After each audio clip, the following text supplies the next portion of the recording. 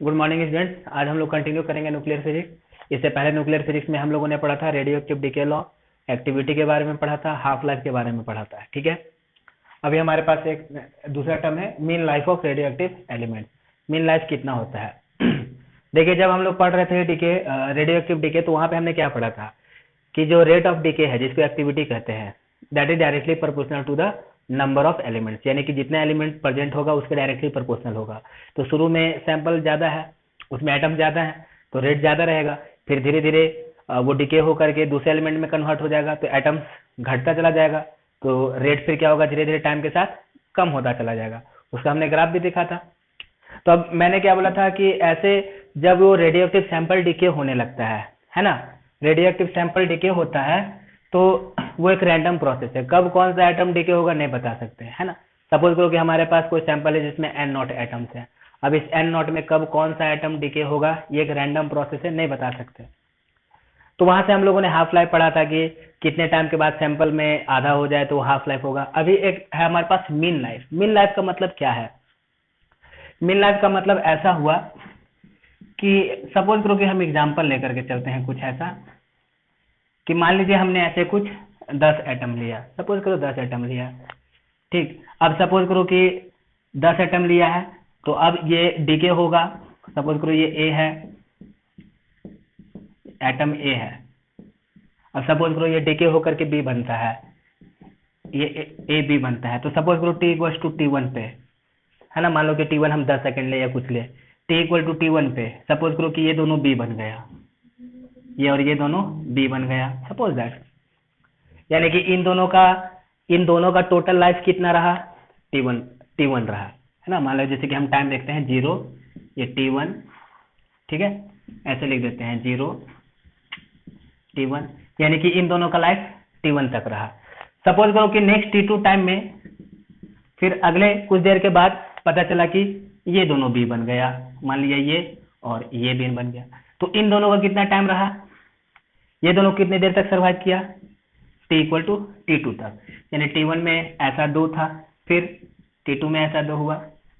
फिर सपोज कीजिए कि फिर T इक्वल टू T3 पे मान लो कि सपोज करो कि ये चारों बी बन गया। रैंडम प्रोसेस है ना, ये रैंडम प्रोसेस है ऐसा। तो इन चारों का टोटल लाइफ कितना रहा 0 से लेकर के T3 तक। यानी ये चारों कितने देर तक सर्वाइव किया, ये ऐसा T3 तक ये सारा। तो इसी तरीके से हमारे पास जो रेडियो एक्टिव सैंपल होगा, जब रेडियो एक्टिव सैंपल डीके करेगा, जब रेडियो एक्टिव सैंपल डीके होगा तो कोई एटम बहुत जल्दी डीके हो जाएगा, कोई एटम देरी से डीके होगा, कोई एटम बहुत देरी से डीके होगा। ये एक रैंडम प्रोसेस है, लेकिन कुछ ऐसा ही होगा। तो अब जैसे कि बोला गया कि भैया अब एक ऐसा टाइम आएगा कि कुछ टाइम के बाद लगभग क्या होगा, लगभग सारे डीके हो जाएंगे, बहुत फ्यू ट्रेसेस बचेंगे जिसको नेग्लेक्ट किया जा सकता है ना। अब जैसे कि मान लीजिए कि हमारे पास कोई एटम है, सैंपल है, अब उसमें सपोज करो कि 1 मिलियन है एटम। अब मान लो कि डीके होते होते होते सपोज करो 10, 15, 5 बज गया, तो बहुत नेग्लिजिबल है, उसको नेग्लेक्ट कर सकते हैं, ऐसा मान सकते हैं ना कि पूरा डीके हो गया। तो उसी तरीके से कि हमारे पास कोई सैंपल है, उसमें एटम्स डीके हो रहा है, कोई बहुत जल्दी हो रहा है, कोई देरी से हो रहा है, कोई बहुत देरी से हो रहा है, तो सबका अपना अपना लाइफ है। तो वहीं पे टर्म आता है एवरेज लाइफ। एवरेज लाइफ कितना बोलेंगे कि ऑन एन एवरेज ये पूरा का पूरा सैंपल कितनी देर तक सर्वाइव किया, ऑन एन एवरेज पूरा सैंपल कितनी देर तक सर्वाइव किया, तो एवरेज लाइफ बताना है। तो ये 2 था, वो 2 T1 टाइम तक सर्वाइव किया, नेक्स्ट 2 था वो T2 टाइम तक सर्वाइव किया, नेक्स्ट T3 था, नेक्स्ट 4 था वो ऐसे T3 तक सर्वाइव किया। तो अब एवरेज लाइफ कितना हो जाएगा इसका? एवरेज लाइफ हो जाएगा कितना, सब कितने देर तक सर्वाइव करता है डिवाइडेड बाय टोटल नंबर। कहने का मतलब कि देखो ये 2 सर्वाइव किया T1 तक, तो 2 T1 तक सर्वाइव किया, प्लस 2 T2 तक सर्वाइव किया, 4 T3 तक सर्वाइव किया, है ना। यानी कि टोटल इतने टाइम तक रहा डिवाइडेड बाय क्या, टोटल नंबर। यानी टोटल कितने नंबर, 2 + 2 + 4। हम लोग ऐसे ही एवरेज निकालते हैं कि 2 था T1 तक सर्वाइव किया, 2 था ये T2 तक सर्वाइव किया, 4 था T3 तक सर्वाइव किया।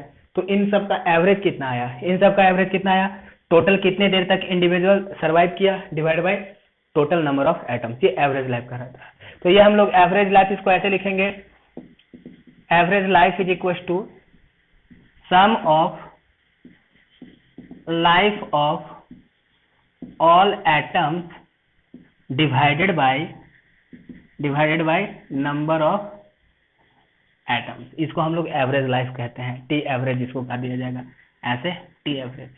टी एवरेज का मतलब समझ में आया कि हर एटम का कौन कितने देर तक सर्वाइव करता है, sum of life of all atom, individual atom, हर इंडिविजुअल एटम का लाइफ का सम कितने देर तक हुआ divided by number of atom.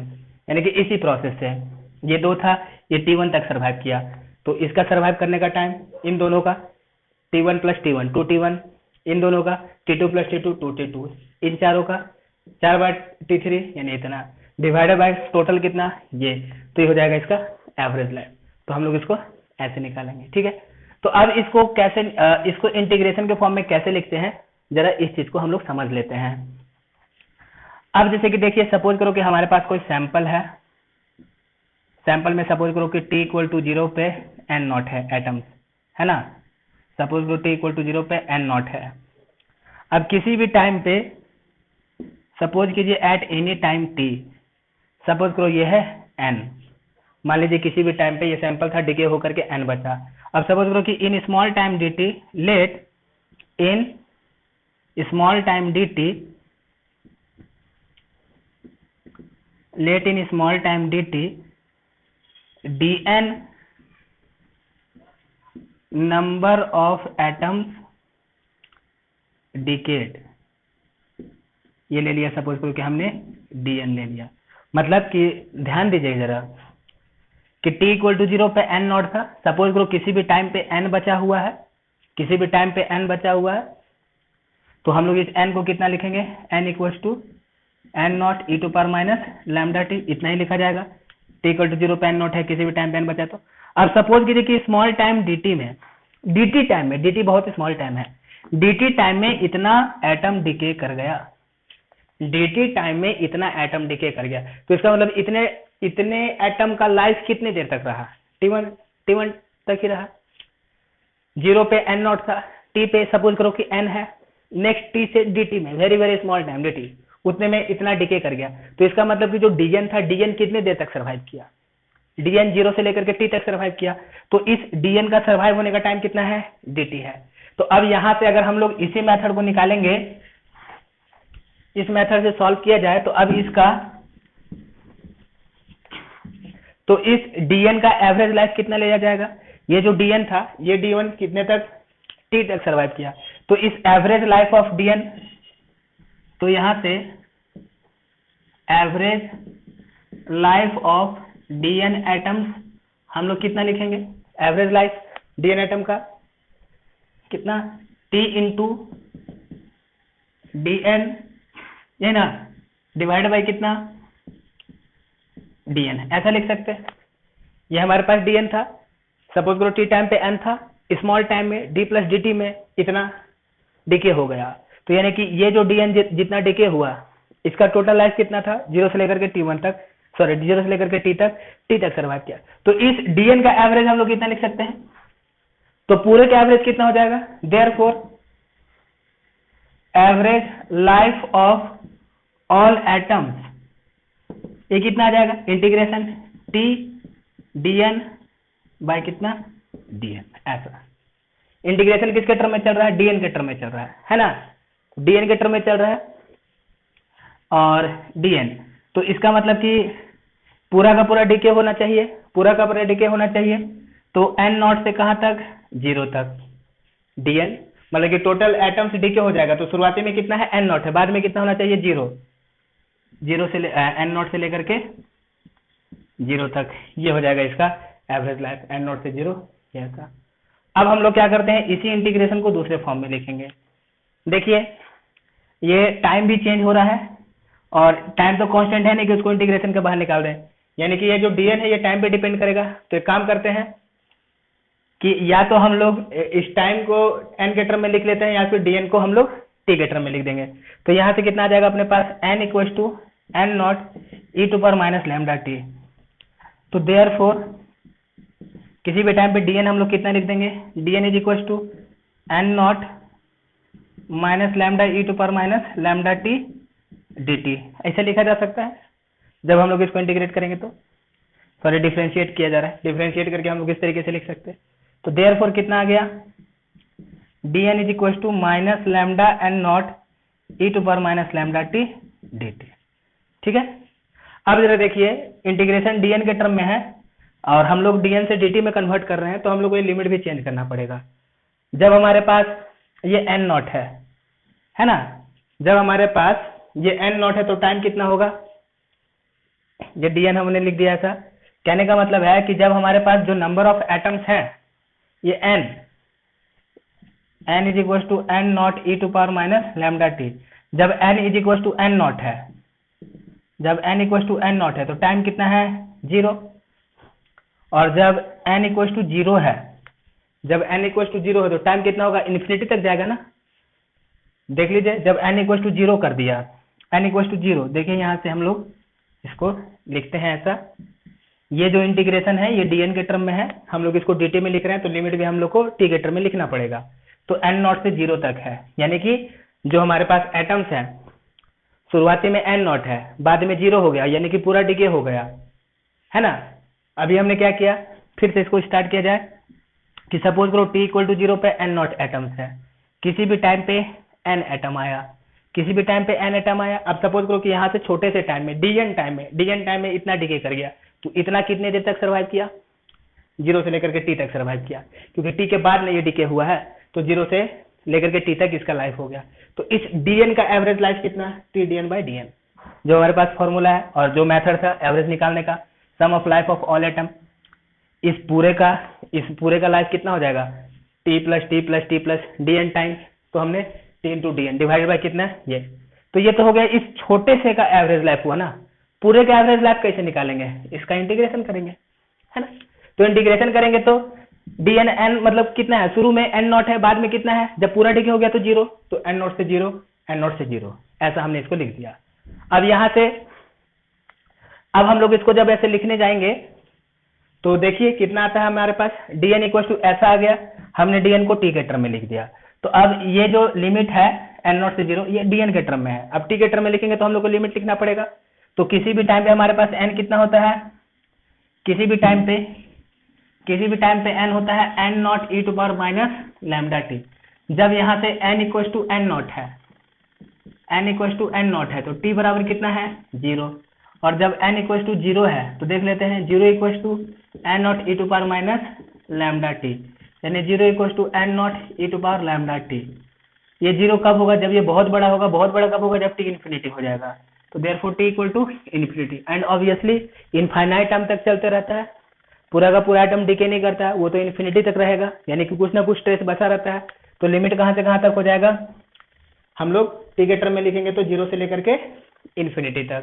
तो देयरफॉर हम लोग इसको कैसा लिख सकते हैं, इसको ये t इंटू dn कितना लिखा जा सकता है, minus lambda n naught E to power minus lambda t dt।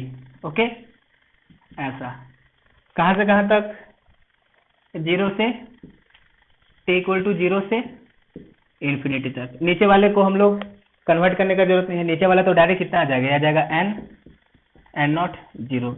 अब कितना आता है यहाँ पे इंटीग्रेशन, देखिए ये माइनस लैम्डा एन नॉट तो कांस्टेंट है, बाहर निकाल लिया, ठीक। इधर से कितना आ गया integration t into e to power minus lambda t dt, 0 से लेकर के इन्फिनिटी तक।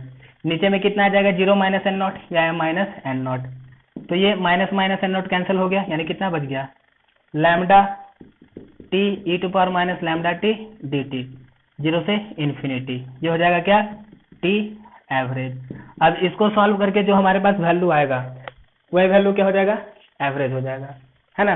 तो जब हम लोग इसको सॉल्व करते हैं तो हमारे पास एवरेज 1 बाय लैम्डा आ जाता है। तो जब हम लोग इसको सॉल्व करेंगे तो यह आ जाएगा 1 बाय लैम्डा एवरेज। ये इंटीग्रेशन है। अब ये इंटीग्रेशन आपको ऐसे बाय पार्ट में सॉल्व करना पड़ेगा, ऐसे तो सॉल्व होगा नहीं। ये t है और ये e है, इसको फर्स्ट लेंगे, इसको सेकंड लेंगे, है कि नहीं। तो फर्स्ट वाले को छोड़ करके इसको इंटीग्रेशन करेंगे, फिर सेकंड वाले को डिफरेंशिएशन करते हैं, चलेगा। तो करके देख लेते हैं उसको जरा, इंटीग्रेशन लगे हाथ उसको भी देख लिया जाए। तो हमारे पास ये जो इंटीग्रेशन है देख लेते हैं, t e to power minus lambda t d t, हम लोग इसका इंटीग्रेशन निकाल लेते हैं, ठीक, बाद में लिमिट पुट कर लेंगे। सपोज करो ये फर्स्ट और ये सेकेंड, इसको हम लोग फर्स्ट को छोड़ देते हैं, t e to power minus lambda t d t minus t का ऐसा, इसका differentiation d by d t of t integration e to power minus lambda t d t, फिर पूरे का इंटीग्रेशन, यानी कितना आ जाएगा, टी इंटू ये e to power minus lambda t by minus lambda, है ना, माइनस इधर से ये तो 1 आ जाएगा, इधर से e to power minus lambda t by minus lambda ये डी टी, ठीक। अब इसको फिर से सॉल्व किया जाए तो आ जाएगा टी ई का power minus lambda t minus lambda, ये माइनस बाहर निकालेंगे, प्लस 1 बाय लैम्डा, फिर से इसका इंटीग्रेशन कितना, इसका integration e to power minus lambda t by lambda, यानी this is t into e to power minus lambda t minus lambda minus कितना हो जाएगा ये 1 by lambda square e to power minus lambda t, ठीक। ये हमारे पास आया answer इसका इंटीग्रेशन। तो अगर हम लोग इधर लैम्डा से मल्टीप्लाई कर देंगे, चलो सपोज करो कि हम लैम्डा से मल्टीप्लाई कर देते हैं, कांस्टेंट ही है ना, मल्टीप्लाई कर देंगे, तो अगर हम लोग इसको लैम्डा से मल्टीप्लाई कर देंगे तो ये पूरा का पूरा लैम्डा से मल्टीप्लाई होगा। अगर हम लोग इसको लैम्डा से मल्टीप्लाई करते तो पूरा को लैम्डा से मल्टीप्लाई करेंगे, तो जब इस पूरे को लैम्डा से मल्टीप्लाई करेंगे तो हमारे पास कैसा हो जाएगा, देयरफॉर लैम्डा 0 से infinity t into e to power minus lambda t d t, इसको कैसे लिख सकते हैं, इसको लैम्डा से मल्टीप्लाई कर देते हैं, तो जब इसको लैम्डा से मल्टीप्लाई करेंगे तो इधर लैम्डा कैंसिल हो जाएगा, इधर लैम्डा कैंसिल हो जाएगा, कितना बचेगा, t e to power minus lambda t, है ना, माइनस में minus 1 by lambda e to power minus lambda t, कहाँ से कहाँ तक लिमिट, 0 से इन्फिनिटी तक। तो 0 से इन्फिनिटी पुट करते हैं, तो फिर हम लोग जैसे ही 0 से इन्फिनिटी पुट करेंगे टी इक्वल टू इन्फिनिटी, ऐसा इसमें पुट करेंगे हम लोग, तो ये नीचे में चला जाएगा e to power lambda t, infinity put करेंगे इन्फिनिटी बाई इन्फिनिटी आएगा, इसको लिमिट के हिसाब से सॉल्व करना पड़ेगा। अगर हमने यहाँ पे टी पुट किया एक बार, e to power minus lambda t, है ना, e to power minus lambda t अगर पुट करेंगे हम लोग, तो जब हम लोगों ने इस पे ई का पावर लैम्डा टी पुट किया तो टी इन्फिनिटी और ये ई का पावर लैम्डा टी यानी इन्फिनिटी बाई इन्फिनिटी आ जाएगा। तो infinity by infinity indeterminate form है, तो वहाँ पे लिमिट लगा करके सॉल्व कर लेंगे, तो उसका वैल्यू देख लेंगे कितना आता है।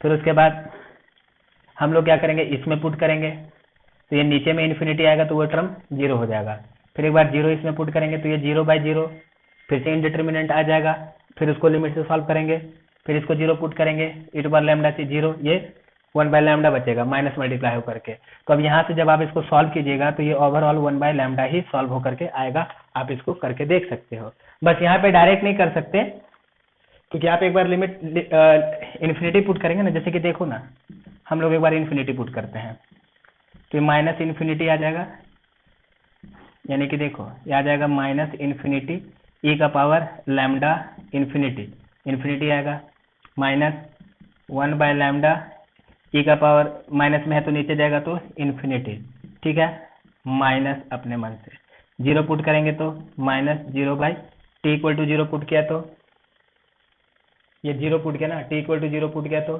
0, ये बचेगा 1, यानी ये तो 0 आ गया, ठीक, माइनस 1 बाय लैम्डा 0 पुट करेंगे तो ये आ जाएगा 1, इतना आया।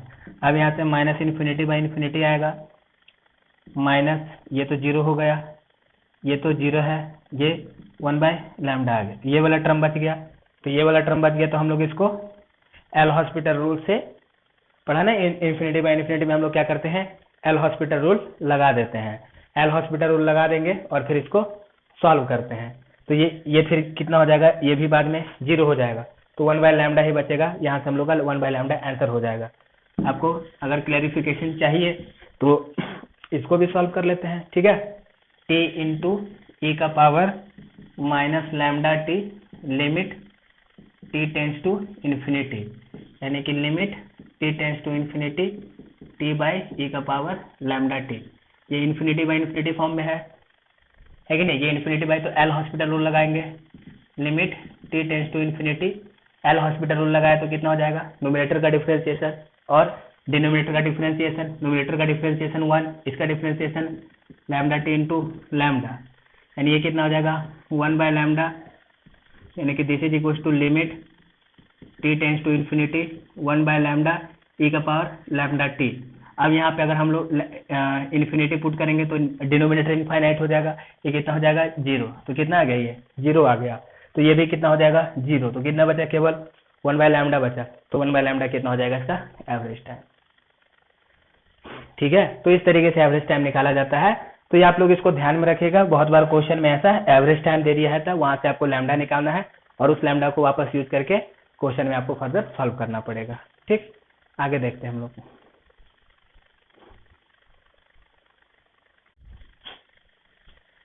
अभी हम लोग कुछ क्वेश्चन करते हैं रेडियोएक्टिव डीके से रिलेटेड।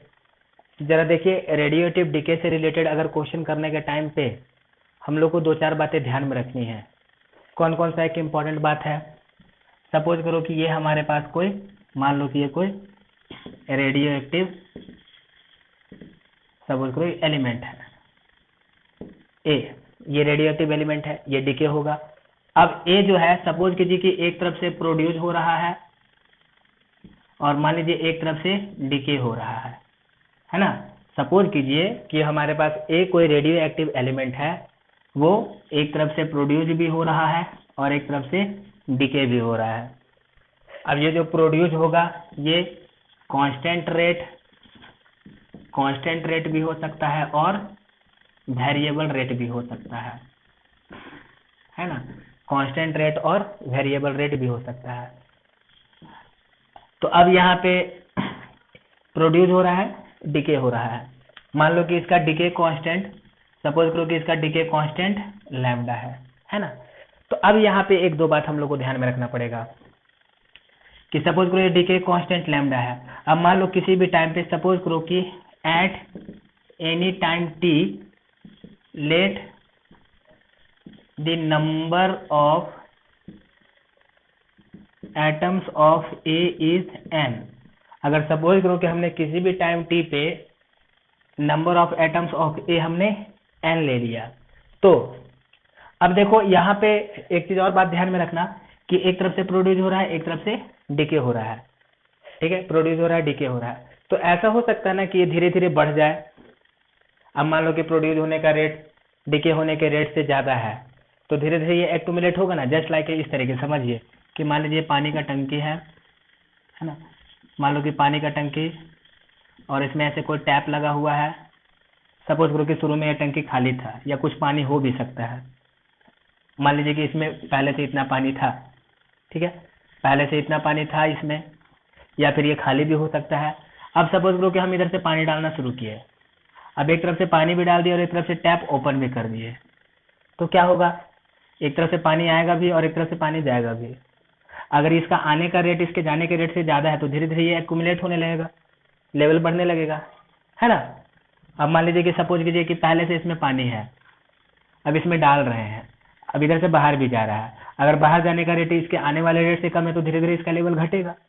तो वही चीज है। तो ये जो हमारे पास आया वाटर, एक तरफ से आने का रेट है यानी प्रोड्यूस होने का रेट, और एक तरफ से ऐसे जाने का रेट यानी डीके होने का रेट, ऐसा। तो किसी भी टाइम पे सपोज करो कि हमने ले लिया कि इसका एटम n है, तो यहाँ पे ये जो dn/dt होगा ये बताएगा इस मोमेंट पे रेट ऑफ एक्यूमुलेशन है कि नहीं, एट टाइम t। ये t टाइम पे रेट ऑफ एक्यूमुलेशन बताएगा कि किस रेट से ये जमा हो रहा है। और माइनस dn/dt हम लोगों ने क्या पढ़ा है? रेट ऑफ डीके पढ़ा है, यही ना। ये माइनस dn/dt हमने रेट ऑफ डीके पढ़ा है, और वही किसके बराबर होता है किसी भी टाइम पे? उसी को हम लोग लिखते हैं कितना? Lambda n। याद कीजिए एक्टिविटी। तो ये जो माइनस dn/dt होगा ये रेट ऑफ डीके लिखेंगे, और तो रेट ऑफ डीके के जगह पे हम लोग हमेशा लैम्डा n यूज करेंगे, माइनस dn/dt यूज नहीं करेंगे। ध्यान दीजिए कि मान लीजिए ए है, एक तरफ से प्रोड्यूस हो रहा है, एक तरफ से डिके हो रहा है, ठीक। मान लीजिए किसी भी टाइम टी टाइम पे हमने इसमें नंबर ऑफ एटम्स कितना ले लिया, एन ले लिया, तो dn/dt क्या बताएगा, किस रेट से ये चेंज हो रहा है, यानी किस रेट से ये एक्यूमुलेट हो रहा है। अगर dn/dt पॉजिटिव में है तो इसका मतलब प्रोड्यूस होने का रेट ज्यादा है, डीके होने का रेट कम है किसी भी टाइम पे। अगर dn/dt नेगेटिव में है तो यानी प्रोड्यूस होने का क्या है, प्रोड्यूस होने का रेट कम है, डीके होने का ज्यादा है, ठीक।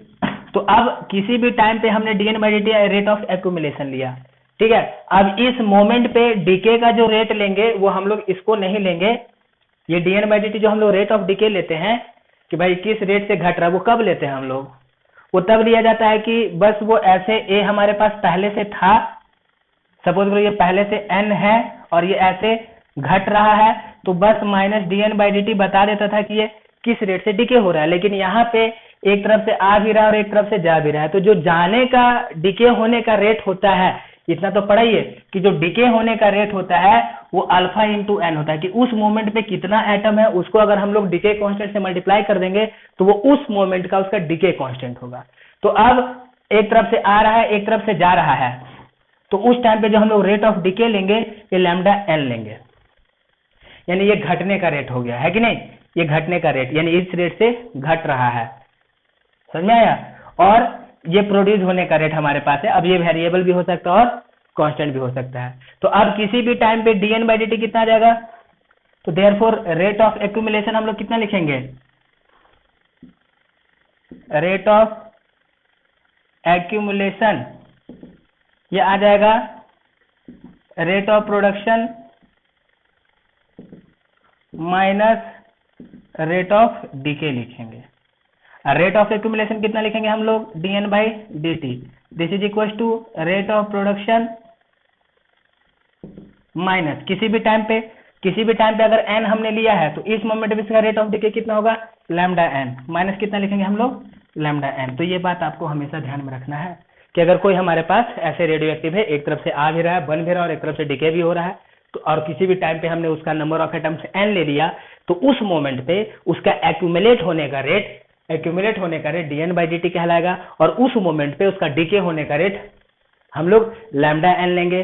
तो यहां से टोटल इसका एक्यूमुलेशन का रेट कितना हो जाएगा, rate of production minus rate of decay, और इसके अकॉर्डिंग हम लोग सॉल्व करेंगे, ठीक है। सक्सेसिव डिसइंटीग्रेशन में भी इसी का रोल था जो हम लोग बीच वाला निकाल रहे थे। अब ये रेट ऑफ प्रोडक्शन कांस्टेंट है तो कांस्टेंट के हिसाब से लिखेंगे, वेरिएबल है तो वेरिएबल के हिसाब से लिखेंगे, ठीक। तो इस पे एक क्वेश्चन कर लेते हैं जरा, देखिए कि एक क्वेश्चन है सीधा सा सिंपल सा, कैसा बोला कि सपोज करो कि हमारे पास ये ए है, t इक्वल टू 0 पे ये 0 है, ये एक तरफ से प्रोड्यूस हो रहा है और एक तरफ से क्या हो रहा है, डीके हो रहा है। t इक्वल टू 0 पे ये 0 है, जो प्रोड्यूस होने का रेट है ये सपोज करो कि हम ले लेते हैं कांस्टेंट, मान लीजिए कि ये अल्फा है, suppose that constant rate alpha से, यानी यूनिट टाइम में अल्फा बन जा रहा है। और जो डीके है सपोज करो इसका डीके कांस्टेंट कितना है, लैम्डा, है ना, कि मान लो कि कोई ए है, t इक्वल टू 0 पे ये 0 है, उसी टाइम पे एक तरफ से बनना शुरू हुआ और एक तरफ से डीके शुरू हुआ।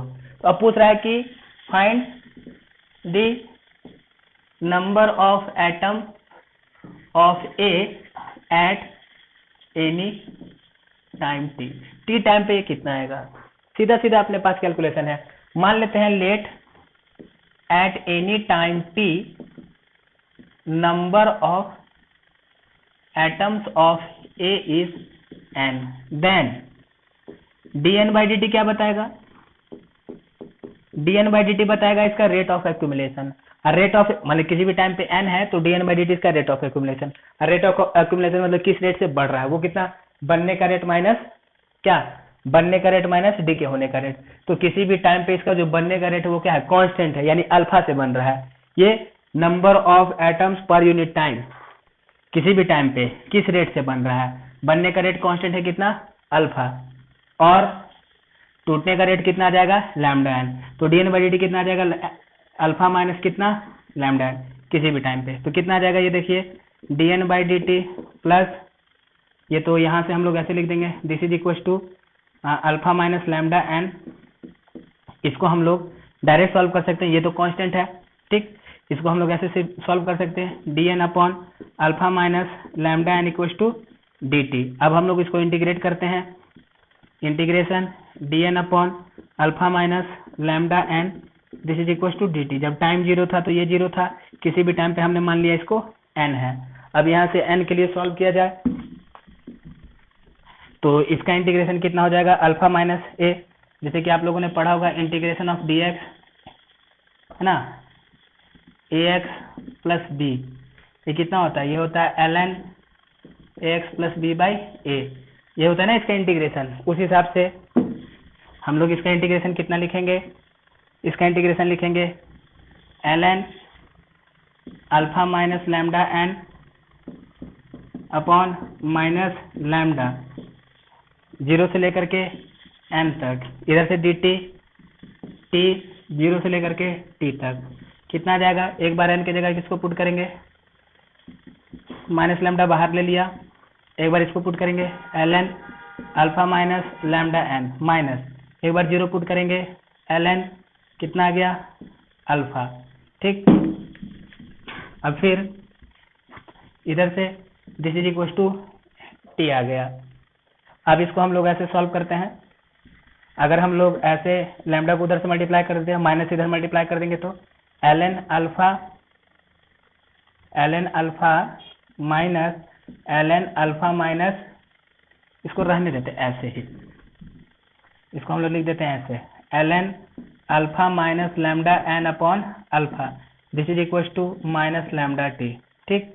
तो अब कितना आ जाएगा यहाँ से, alpha minus lambda n by alpha equal to e का पावर माइनस लैम्डा टी है ना। तो alpha minus lambda n equal to alpha into e to power minus lambda t, चलेगा। अब इसको हम लोग फिर से ऐसे सॉल्व कर देते हैं, लैम्डा उधर लेके जाते हैं, इसको इधर लेके जाते हैं, तो कितना आ जाएगा, alpha minus alpha e to power minus lambda t equal to lambda n। तो देयरफॉर किसी भी टाइम पे n कितना आ गया, alpha by lambda 1 minus e to power minus lambda t. तो किसी भी टाइम पे जो a बचेगा वो कितना रहेगा, ये इतना रहेगा। सिंपल सी बात है, बस आपको क्या ध्यान में रखना है कि अगर कोई एलिमेंट एक तरफ से बन रहा है और एक तरफ से टूट रहा है, तो किसी भी टाइम पे हम लोग मान लिए कि वो n है, तो dn बाई dt क्या बताएगा, उसका एक्यूमुलेशन का रेट, और एक्यूमुलेशन का रेट बराबर कितना, बनने का रेट माइनस घटने का रेट, घटने का रेट बराबर क्या, डीके रेट, डीके रेट कितना होता है किसी भी टाइम पे अगर n है तो लैम्डा n, और बनने का रेट अगर कांस्टेंट है तो कांस्टेंट, नहीं तो अगर सपोज करो ये भी वेरिएबल होता तो उस टाइम पे इसका वेरिएबल टाइम के साथ जो भी फंक्शन आता उसको लिख देते, तो फिर यहाँ पे एक दूसरे टाइप का इंटीग्रेशन बनता, लेकिन बेसिक रूल यही रहता है। क्लियर है, ठीक। तो इसको हम लोग आगे भी फर्दर क्वेश्चन में इंप्लीमेंट करेंगे।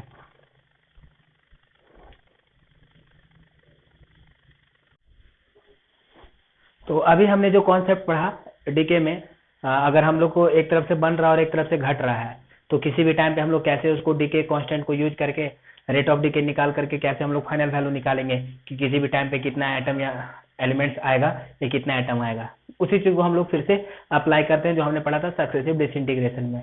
उसी सेम चीज है, मैं उसी चीज को फिर से रिपीट कर रहा हूँ कि जैसे कि देखिए, कहने का मतलब है कि ए हमारे पास कोई रेडियो एक्टिव सैंपल है, ये ऐसे डीके होकर के बी बनता है, लेकिन बी भी अनस्टेबल है, ये भी डीके होकर के सी बनता है, ठीक है। ए से बना बी, बी से बना सी, टी इक्वल टू 0 पे ये एन नॉट है, ये भी 0 है, ये भी 0 है। अब किसी भी टाइम पे पूछ रहा है कि find the number of atoms of B and C at any time t, किसी भी टाइम पे बी कितना होगा और सी कितना होगा, है ना। तो ये मैंने आपको एक बार पहले भी बताया है, फिर से बता रहे हैं ताकि आपका कॉन्सेप्ट क्लियर हो। तो सपोज करो हम मान लेते हैं कि let at any time t, suppose कीजिए किसी भी टाइम टी पे ये एन ए है, ये एन ए है और ये एन बी है, सपोज दैट किसी भी टाइम पे ये एन ए है और ये कितना है, एन बी है, मान लिया हमने किसी भी टाइम पे। तो अब हम लोग को बी पूछा, बी कितना है, एन बी, बी एक तरफ से प्रोड्यूस हो रहा है, बी एक तरफ से प्रोड्यूस हो रहा है ना, और एक तरफ से क्या हो रहा है, डीके हो रहा है। हमने किसी भी टाइम पे कितना मान लिया है, एन बी, तो यहाँ से d n B by d t हम लोग क्या लिखेंगे, इसका रेट ऑफ एक्यूमुलेशन, और रेट ऑफ एक्यूमुलेशन आएगा ये रेट ऑफ एक्यूमुलेशन, यानी किस रेट से ये बढ़ रहा है ना। ये रेट ऑफ एक्यूमुलेशन क्या आएगा, इसका rate of production minus rate of क्या, घटने का rate, that is rate of decay, यही ना, यानी कि that is dNB/dt equal to rate of production. क्या रेट ऑफ प्रोडक्शन क्या होगा, रेट ऑफ प्रोडक्शन हो जाएगा ए का डीके होने का रेट। ए जिस रेट से टूट रहा है उसी रेट से भी तैयार हो रहा है, यानी कि रेट ऑफ प्रोडक्शन किसके बराबर आ जाएगा, ये आ जाएगा रेट ऑफ डीके ऑफ ए, यही ना। इस मोमेंट पे ए जिस रेट से टूट रहा है भी उसी रेट से बन रहा है कि नहीं। तो वही बात है कि मान लीजिए किसी भी टाइम पे हमने इसको एन भी ले लिया, तो dNB/dt ये एक तरफ से बन भी रहा है और एक तरफ से टूट भी रहा है, तो dNB/dt क्या होगा, इस मोमेंट पे इसका एक्यूमुलेट होने का rate, and that is equal to इसका बनने का रेट माइनस इसका टूटने का रेट। बनने का रेट किसके बराबर, ए के टूटने का रेट के बराबर। तो यानी कि ए का टूटने का रेट कितना होगा किसी भी टाइम पे। अब देखिए ए भी रेडियो एक्टिव है और किसी भी टाइम पे इसका कितना एलिमेंट है, Na है। तो इसका टी टाइम पे टूटने का रेट क्या होगा, किसी भी रेडियो एक्टिव सब्सटेंस का किसी भी टाइम पे जो डिके होता है उस डिके का रेट कितना होता है, लैम्डा इंटू उस टाइम पे जितना एटम बचा हुआ है। तो अगर टी टाइम पे ये Na बचा हुआ है और इसका डिके कांस्टेंट लैम्डा ए है, तो इस मोमेंट पे इसका डिके होने का रेट कितना है, लैम्डा ए एन है। तो कितना लिखेंगे, lambda A N A, that is lambda A N A minus ये कितना आ जाएगा बताओ, इसका decay rate lambda B N B, है ना। तो अब हमारे पास ये आ गया अपने पास। अब क्या करेंगे हम लोग, किसी भी टाइम पे अब यहाँ पे dNB/dt this is equal to lambda A, N A कितना लिखा जाएगा, एन ए कितना लिखेंगे, N equal to N naught E to power minus lambda A T, इतना लिखा जाएगा एन ए को, क्योंकि ये रेडियो एक्टिव है पहले से एन नॉट का, ये डीके हो रहा है लैम्डा से, है ना। तो एन ए, अब ये तो कहीं से तैयार नहीं ना हो रहा है, ये तो सिंपली पहले से था एन नॉट और ये धीरे धीरे टूट रहा है। तो अगर कोई एन नॉट है वो धीरे धीरे टूट रहा है, तो यही लिखेंगे हम लोग किसी भी टाइम पे। लेकिन अगर कोई एक तरफ से तैयार भी हो रहा है एक तरफ से टूट भी रहा है, तो इस तरीके से नहीं लिखा जा सकता, उसको हम लोग इस तरीके से इंटीग्रेशन डिफरेंशिएशन करके निकालना पड़ेगा। तो ये एन ए कितना हो गया, ये हो गया। तो कितना लिखेंगे, lambda A N naught E to power minus lambda A T minus lambda B N B, यानी कितना आ जाएगा जरा देखिए, यह आ जाएगा dNB/dt plus lambda B N B, this is equal to lambda A N naught E to power minus lambda A T. अब हम लोग क्या करेंगे, इस डिफरेंशियल इक्वेशन को सॉल्व करेंगे। ये लीनियर इक्वेशन है, आप लोगों ने पढ़ा भी है, dy/dx equal to px is equal to q, p and q should not be function of x, है ना, should not be function of y, ऐसे हम लोगों ने पढ़ा ना। dy/dx प्लस कितना, py इक्वल टू q, तो p और q y का फंक्शन नहीं होना चाहिए, p और q या तो कांस्टेंट होना चाहिए या x का फंक्शन होना चाहिए। तो यहाँ से इंटीग्रेटिंग फैक्टर निकाल करके चलेंगे। अब ये डिफरेंशियल इक्वेशन आपको मैंने सॉल्व करने के लिए बताया है, आप यहाँ से सॉल्व करके निकाल ही सकते हो, इसे प्रीवियस लेक्चर में बताया था, बस वो कॉन्सेप्ट यहाँ पे अप्लाई कैसे करेंगे इस चीज के लिए मैंने क्वेश्चन कराया। अब सपोज करो कि हमने इसको सॉल्व करके मान लो एन भी निकाल दिया, सपोज करो कि अब हमने सॉल्व करके मान लो कि लेट हमने फाइंड कर लिया, तो मान लिया कि लेट एट टी हमने ये फाइंड कर लिया एन बी है ना, let at T N B हमारा आ गया। तो हमने किसी भी टाइम पे बी निकाल दिया। अब मान लो कि सी स्टेबल है, सपोज करो ये क्या है, सी स्टेबल है, तो अब टोटल सी पूछा गया, तो अब सी कैसे निकालेंगे जरा देखिए। अब टी टाइम में हमने बी निकाल दिया और टी टाइम में ए कितना है, इन टाइम टी ए कितना है, ये है N A, this is equal to N naught, suppose करो ये एन ए है, बाद में हम लोग देखेंगे। टी टाइम पे ये ए है एन ए, तो नंबर ऑफ कितना डिके हो गया, तो in time T number of atom decayed किसके लिए, फॉर ए, ये कितना बचेगा, N naught minus N A, यानी इतना डिके हुआ है, इतना डिके होकर के बी बनना चाहिए था, इतना डिके होकर के बी बनना चाहिए था, लेकिन बी भी रेडियो एक्टिव है। तो अब बी कितना बचा, अब किसी भी टाइम पे at any time T B कितना है, ये एन बी है। अब जरा ध्यान देखिए, ए टूट करके बी बन रहा था, बी को इतना होना चाहिए था, लेकिन बी भी रेडियो एक्टिव है तो इतना ही बचा। तो बाकी जो टूट गया बी, कितना टूट गया बी को इतना होना था, लेकिन बी इतना ही है, तो कितना बी टूट गया, N naught minus N A minus N B इतना टूट गया, तो ये कहाँ चला गया, ये सी में बन गया, तो ये नंबर ऑफ एटम्स ऑफ सी आ जाएगा। अब किसी भी टाइम पे एन ए पता ही है, एन ए कितना है तो डायरेक्ट बता सकते हैं N naught E to power minus lambda A T. N B कितना आएगा, इस इक्वेशन को सॉल्व करेंगे, इस इक्वेशन को सॉल्व करेंगे तो हमें क्या मिलेगा, एन बी मिलेगा, उसको इसमें पुट कर देंगे तो हम लोग किसी भी टाइम पे सी मिल जाएगा।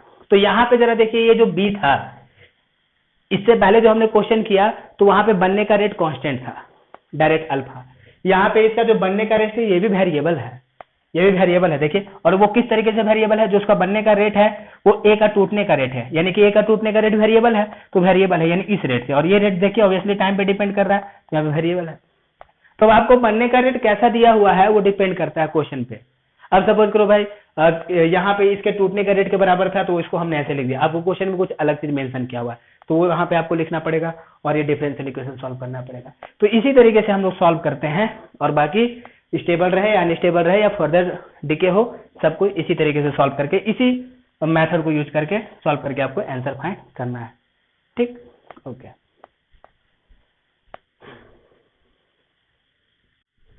अभी नेक्स्ट क्वेश्चन देखा जाए।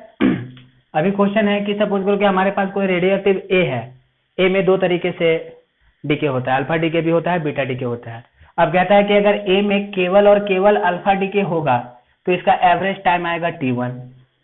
अगर सपोज करो कि ए में केवल अल्फा डीके हो, ए है इस सैंपल में केवल अल्फा डीके हो तो T1 टाइम इसका मीन टाइम है। उसी तरीके से अगर ए में केवल बीटा डीके हो, ओनली बीटा के थ्रू इसमें डीके हो रहा है तो इसका एवरेज टाइम T2 है। तो कह रहा है कि अगर सपोज करो कि इसमें अल्फा और बीटा दोनों एक साथ स्टार्ट हो गया तो फिर इसका एवरेज टाइम क्या होगा।